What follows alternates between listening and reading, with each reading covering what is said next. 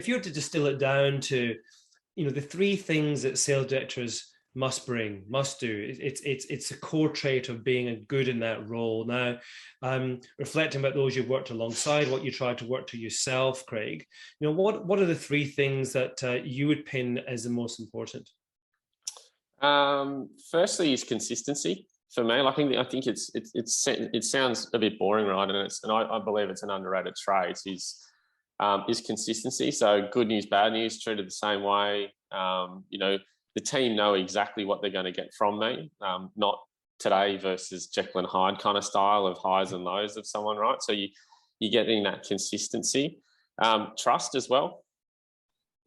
Trust in the team, trust in the strategy, trust in what we're going to do, and that people are doing the right thing. Like that is a big one for me. So you have that consistency, you have that trust.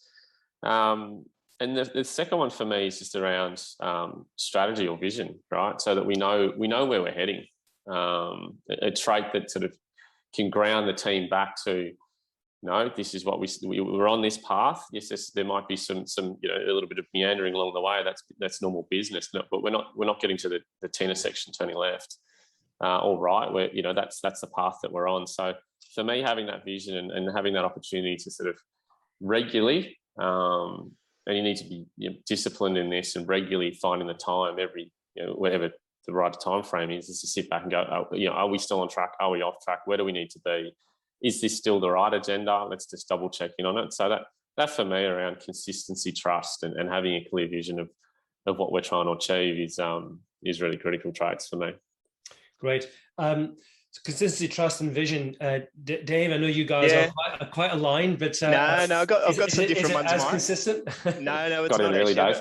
Yeah, thanks, Craig. Yeah, I've got some different ones, but look, I think for me, EQ and IQ, emotional intelligence, I touched on it earlier in my career. I just think is so important, and probably has become, you could argue, over the last few years, even more important. That whole connection, compassion, care.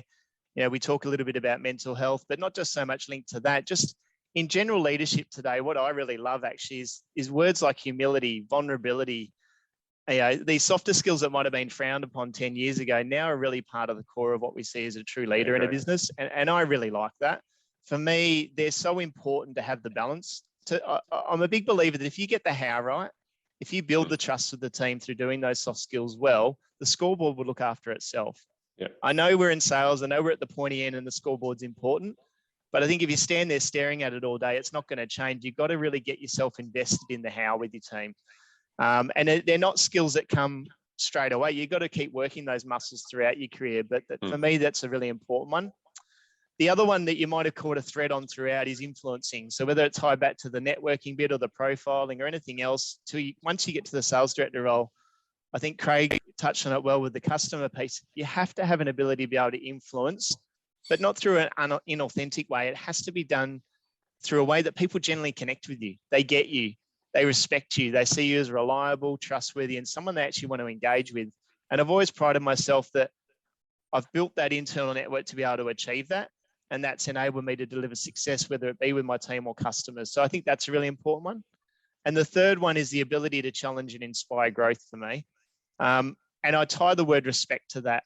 You can challenge in a way that's non-respectful. To me, that doesn't get you the outcome. As sales directors, if you tie it back to your question before, we need to be able to build a vision and inspire people towards that vision by challenging them. And I've heard you talk on other chats, Mike, about positive tension. I've used that word a bit about whether it's tension or agitation, but it's a good thing to have, because to me, it's where the magic happens in regards to unlocking those right conversations that really drive change within teams. So they'd be the big three for me. Yeah, great.